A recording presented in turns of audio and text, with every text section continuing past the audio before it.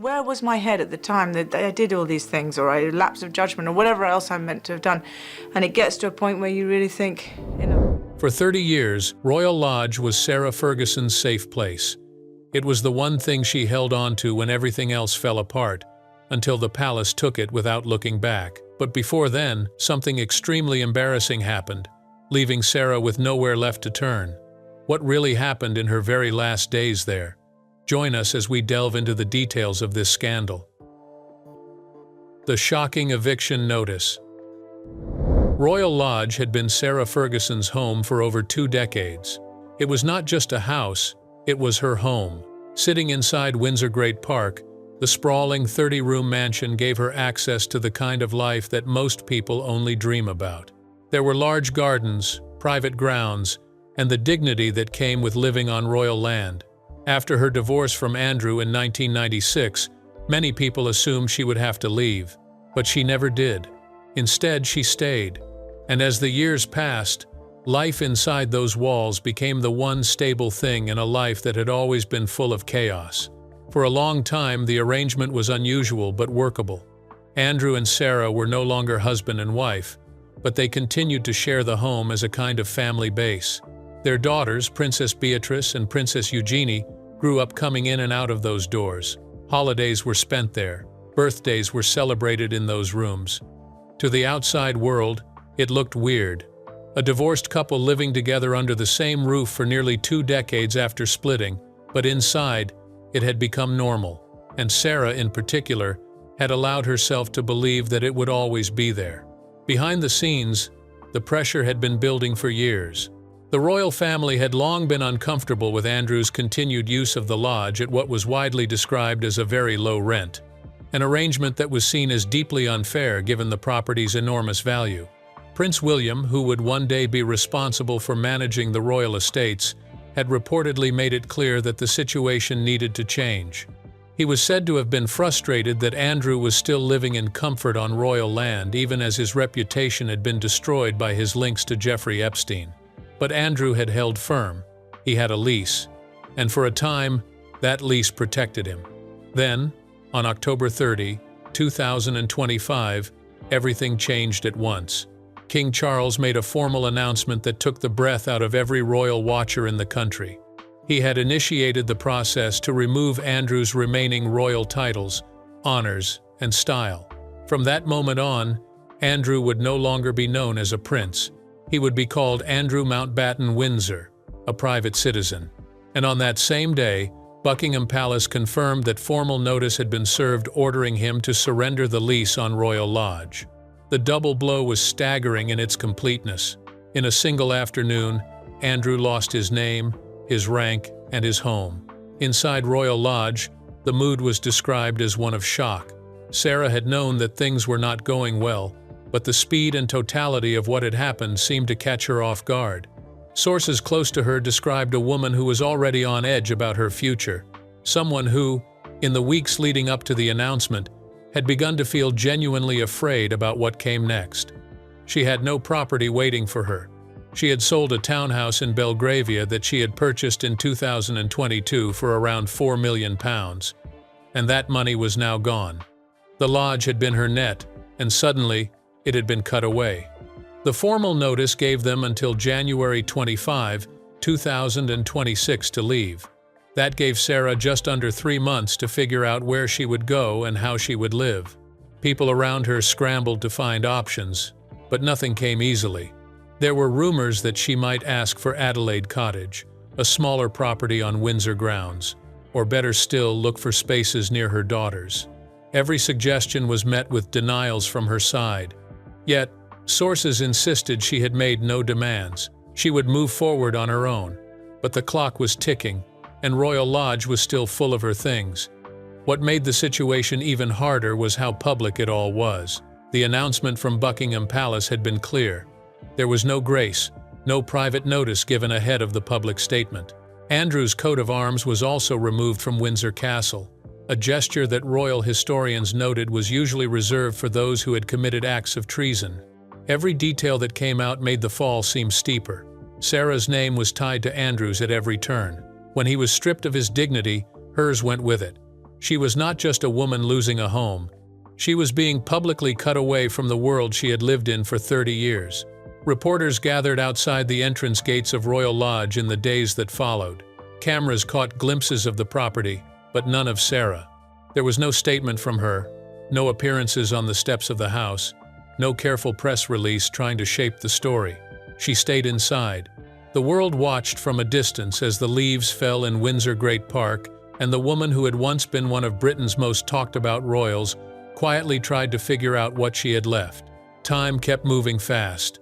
The January deadline kept getting closer, and Royal Lodge, for the first time in 2 decades, began to feel like somewhere she no longer belonged.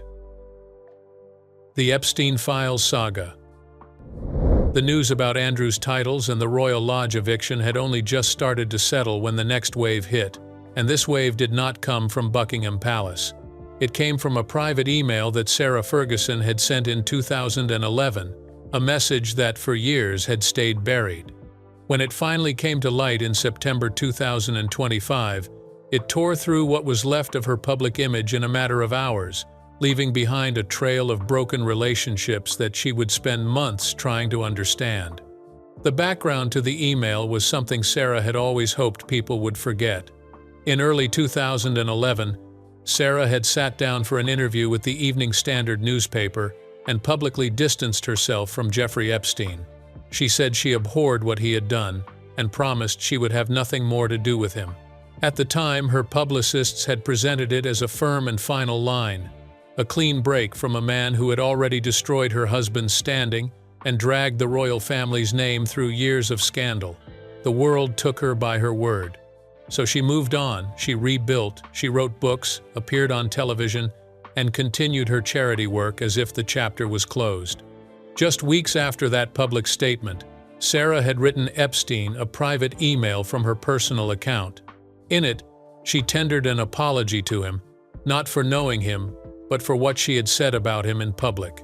She told him that she had been advised by people around her to distance herself, and that she had felt terrified and alone when she did it. Then she wrote words that would later end her working relationships with 7 charities in a single day. She described Epstein as a steadfast, generous, and supreme friend to her and her family. Duchess of York sent Jeffrey Epstein a grovelling apology email praising him as, quote, a supreme... The email was warm, personal, and deeply at odds with the image she had carefully built for herself in the years that followed. When the British newspapers published the contents of that email in September 2025, the reaction was immediate. The charities Sarah had been working with did not wait for any explanations. One by one, they removed her name from their websites, canceled her upcoming appearances, and issued brief statements saying they were reviewing their association with her. The Duchess of York has been removed as a patron of a children's hospice following her email correspondence with the convicted paedophile. By the end of the week, 7 organizations had cut ties. Some had worked with her for years. Some had publicly praised her dedication, but all of them were now gone. It was one of the fastest collapses of a public figure's charity work that Britain had seen in years. What made it worse was the timing. The email had surfaced just as the broader Epstein files were being released in the United States as part of ongoing legal proceedings. Thousands of documents were being made public, and journalists on both sides of the Atlantic were working through them page by page. Sarah's email was just one item in a mountain of material, but it was the kind of detail that stopped people mid-scroll. It was personal. It was in her own words. And it directly contradicted something she had said on the record to a major newspaper. There was no way to explain it away, and nobody around her seemed willing to try. Sarah had always had a complicated relationship with the truth when it came to Epstein. She had accepted a payment of £15,000 from him in 2011. Money, she said at the time, was meant to help pay off her personal debts. She later described accepting that money as one of the biggest mistakes of her life. Andrew's connection to Epstein had already cost him everything he had. However, Sarah had always maintained that she was different, that she had been on the edges of that world without being truly part of it. The email made that argument very difficult to hold together. People who had supported her for years found themselves in an awkward position. She had built a following among people who admired her for surviving public humiliation, like the photographs taken in Saint-Tropez, the bankruptcy, the endless jokes made at her expense. Many of them had genuinely come to respect her resilience, and now they were being asked to square that image of a woman rising above her mistakes with a private message that showed her apologizing to a convicted criminal offender and calling him a supreme friend. For many of them, it was simply too much to reconcile. In the weeks that followed, Sarah was barely seen in public. Her last confirmed public appearance before a long absence was on September 25, 2025, when she was photographed being driven away from Royal Lodge. She did not stop or even speak to anyone. The car moved through the gates and disappeared. After that, she went quiet. There were no Instagram posts. Her account, where she had previously shared updates about her life and work, went dark. Her spokesperson said she was focusing on her health and taking time to reflect. The realization hit her hard that something she thought was buried had found its way into the light. The charities that had dropped her were not just professional losses. For Sarah, charity work had always been the thing she pointed to when her name was dragged through the mud. It was her answer to the critics. When people said she was a joke, she pointed to the foundations she supported, the children's hospitals she had visited, the causes she had championed. That work had given her a sense of purpose that her personal life had rarely provided. Losing those connections in the space of a single week hit her in a way that went far beyond embarrassment. It removed the one shield she had always kept close. By the time the news cycle moved on to the next story, the damage was already done. Royal watchers pointed out that this was a pattern, that Sarah had a long history of saying one thing publicly and doing another privately, and that each time it happened, the fall was harder than the last. Nobody was laughing, but very few people were defending her either. Within her, something had shifted permanently. The woman who had always managed to find a new back from the brink was now standing at an edge that felt different from all the others, and this time, there was nothing below her to break the fall. Nowhere to go. There is a particular kind of embarrassment that comes not from one dramatic moment, but from a slow, painful, very public process of being unable to solve a basic problem. For most people, finding a home is a private struggle, something worked out quietly, with only a handful of people aware of the difficulty.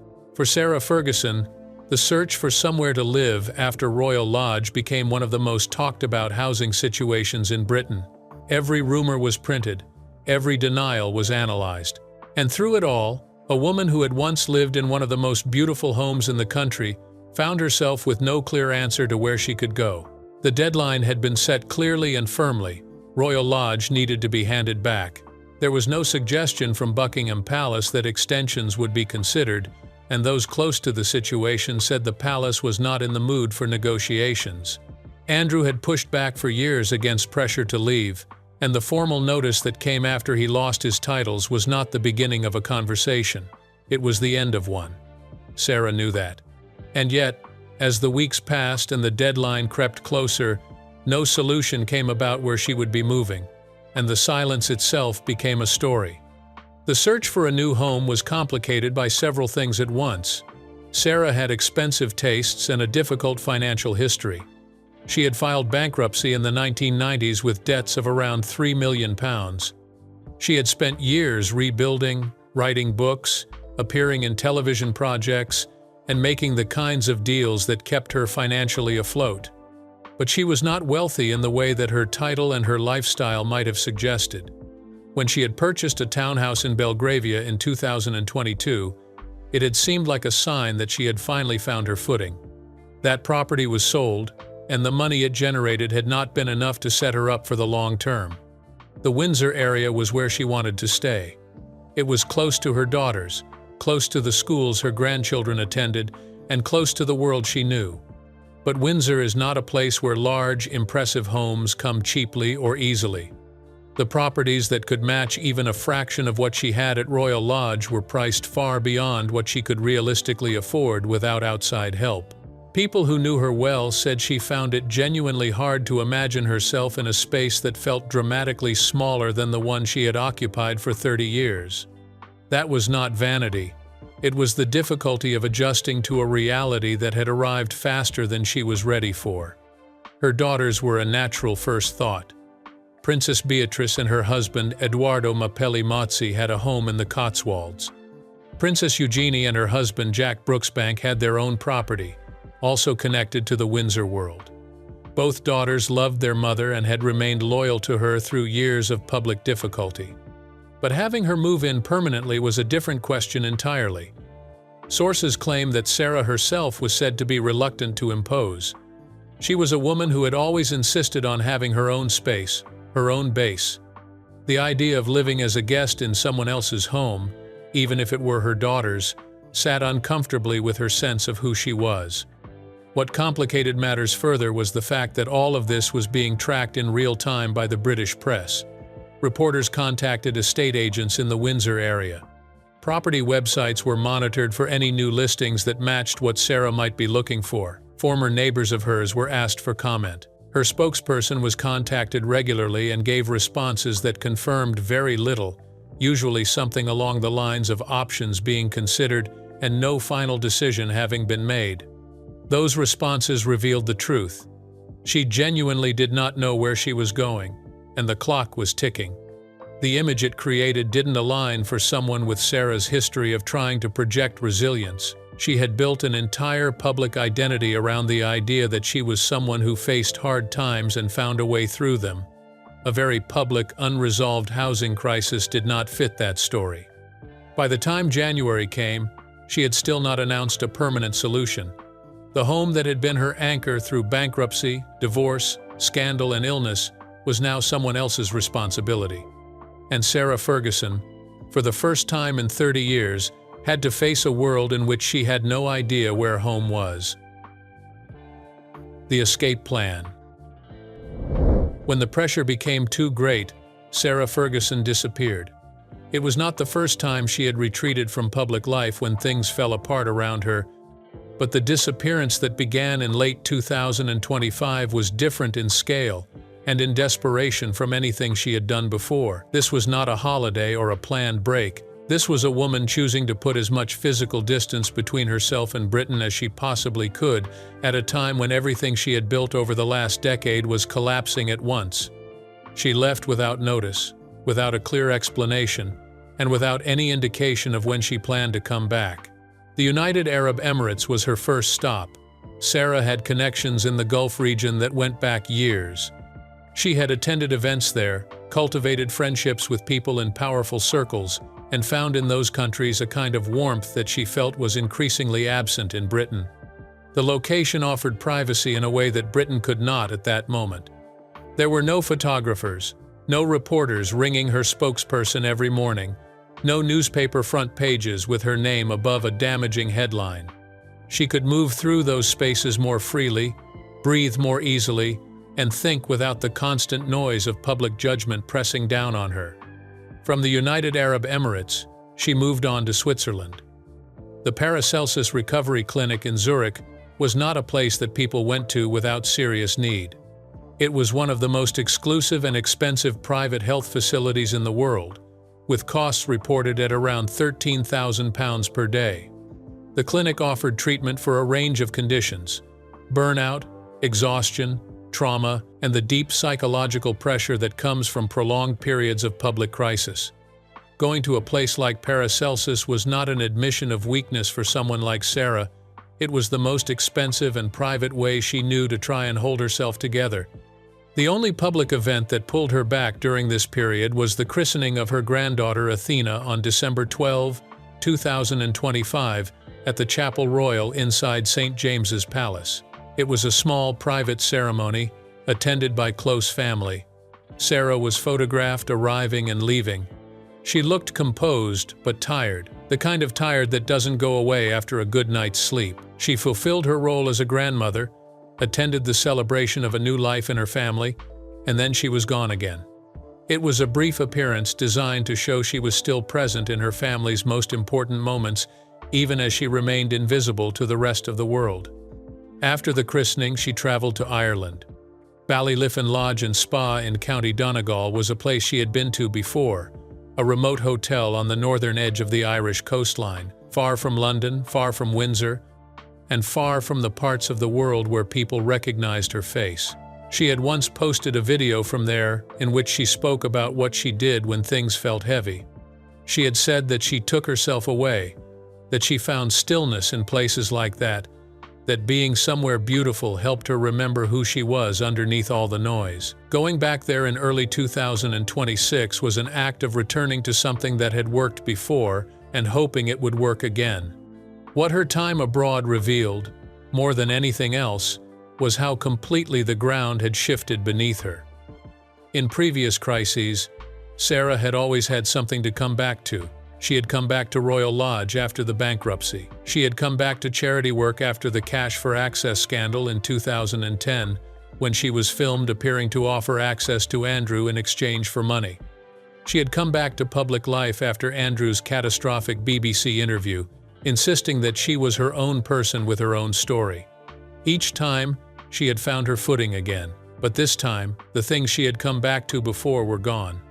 Her absence from public life in Britain stretched through 5 months. People said she was using the time to reassess, a word that covered a great deal without explaining very much. What she was really doing, in the clinics and the hotel rooms and the coastal corners of Ireland, was trying to work out what her life looked like now. She was 65 years old. She had no permanent home. And worse, she was known everywhere for all the wrong reasons. Hiding was not a solution, but for the moment, it was the only thing that felt manageable. The world would be waiting when she came back. She just was not ready to face it yet. Alone, the end of an era. There is something final about the moment a person gives up their name. Not the name they were born with, but the name that defined who they were to the world for nearly 4 decades. For Sarah Ferguson, the title Duchess of York had been both a burden and a shield. It was the thing that opened doors and the thing that made her a target. It was the reason her photograph ended up on front pages, and the reason she was invited to events that would otherwise have been far beyond her reach. Now, it was gone. Set aside as Andrew announced he would renounce his own title. When he stopped being a duke, she stopped being a duchess. Just like that, after 38 years, she was just Sarah Ferguson again. The decision had not come from her. That was the part that stung in a particular way. Andrew made the announcement about his titles as part of the broader fallout from King Charles's decision to formally strip him of his royal rank. Andrew himself chose to go further than required, giving up the dukedom entirely rather than simply accepting the removal of his HRH style. It was, in its way, an act of pride. He would not hold on to a lesser version of a title that had already been hollowed out. But Sarah had no say in it. The title she had carried since her wedding day in July 1986 was not hers to keep or surrender. For most people, a title is an abstraction. The Duchess of York had been a practical reality in ways that went far beyond ceremony. It was the identity she presented at charity events and television appearances and public engagements. Even after her divorce, even through all the years of scandal, the title had given her a kind of grace. Doors opened a little more easily because of it. But losing it meant starting conversations in a different way, introducing herself without the shorthand that had saved her from needing to explain who she was. She had to become someone new at an age when most people are settling into who they have always been. Andrew moved out of Royal Lodge separately and relocated to Wood Farm, a much smaller property on the Sandringham estate in Norfolk that had once been used by Prince Philip as a private retreat in his later years. It was modest by royal standards, calm, and removed from the public eye.